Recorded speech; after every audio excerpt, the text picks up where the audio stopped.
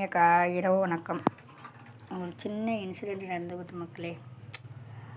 காலையில் 3 பிள்ளைங்களையும் அழகாக சுத்தம் பண்ணி வெளியில் காற்றோட்டமாக இருக்கட்டுமேனு வீட்டு ஓரமாக பெட்ஷீட்டை விரிச்சிட்டு ஈர சாக்கை போட்டு அது மேலே பெட்ஷீட்டை விரிச்சிட்டு குளிர்ச்சியாக இருக்கட்டுமேனு போட்டுட்டு போவேன். சாயந்தரம் இன்றைக்கி நான் ஒரு நாளைக்கு ஒரு ஃபங்க்ஷனுக்கு போகிறதுனால இன்றைக்கி கொஞ்சம் ஜாமான்லாம் வாங்கினதுனால லேட் ஆகிடுச்சு. எங்கள் வீட்டுக்காரர் தான் எடுத்து கொண்டு வந்து பார்த்தா என்ன நடந்துச்சுன்னே தெரில, ஒன்று இறந்து போயிட்டுங்கன்னாரு. கொண்டு அடக்கம் பண்ணிட்டு ரொம்ப கஷ்டமாக இருக்குது. ஆம்பளை பிள்ளை இறந்துட்டான். ஆம்பளை பிள்ளை என்ன பொம்பளை பிள்ளை என்ன, இவன் பொம்பளை பிள்ளை, இந்த ஆம்பளை பிள்ளை தூங்குறான். அவளுக்கு தெரியாமல் ரொட்டி பாக்கெட்டை பிரித்து அவளுக்கு கொடுத்துட்டு சாப்பிட்டுட்டு இருக்கிற நேரம் பார்த்து கொண்டு அடக்கம் பண்ணேன். ரொம்ப மனசு கஷ்டமாக இருக்குது உறவுகளே. எல்லாருக்கும் சத்து மாவு இன்றைக்கி வந்து லேட்டானதுனால சத்து மாவு அரைச்சி வச்சுருக்கேன். அதை கிளறி எல்லாருக்கும் வச்சுட்டு ஆளுக்கு ஒரு ரொட்டி பாக்கெட் வச்சுட்டேன். சாப்பாடு ஆடிட்டுருக்கு. முட்டை வச்சு வச்சுருக்கேன். சாப்பாடு ஆடுது. அது சாப்பாடு கொடுக்கணும் பிள்ளைங்களுக்கு.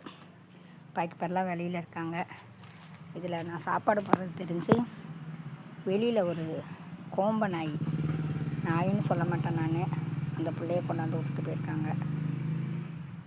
காலையில் நான் சாப்பாடு வைக்க அந்த பிள்ளைக்கு மறந்துட்டு போயிட்டேன். வெளியில் இங்கே 7 பேருக்கு வச்சுட்டு அந்த பக்கம் ஒரு ஆள் 8 பேருக்கு வச்சுட்டு அங்கே போய் பார்க்குறேன். அந்த பிள்ளைய அங்கே படுத்துருந்துருக்கான் போல இருக்குது. எப்பயுமே வச்சுட்டு இப்படி இன்றைக்கி என்னமோ போயிட்டேன். ஆனால் இப்போ வந்து சத்து மாக்கிலது வச்சுட்டேன். பயந்து தான் வெளியில் வைக்க வேண்டியிருக்கேன். அந்த பிள்ளைய நான் போட்டு விட்றேன் பாருங்கள். அது யார் வீட்டுன்னு தெரில. யார் வீட்டாக இருந்தாலும் இந்த சரௌண்டிங்கில் இருக்கிறவங்க யார் வீட்டு பிள்ளைன்னு தெரிஞ்சிருந்தால் வந்து அழைச்சிட்டு போயிடுங்க. இல்லை அதுக்கு ஏதோ வியாதி இருக்கும்போது அதனால கொண்டாந்து விட்டுட்டு போயிட்டாங்க. படுத்துருக்கான், ரோட்டில் படுத்துருக்கான். நல்ல பயலாக தான் இருக்கான். இப்போ தான் சவுண்டு கொடுக்க ஆரம்பிச்சிருக்கான். உயிரே இல்லாமல் இருந்த அந்த பிள்ளை இப்போ சாப்பாடெல்லாம் கொடுத்தோன்னா சவுண்டு கொடுக்க ஆரம்பிச்சிருக்கான்.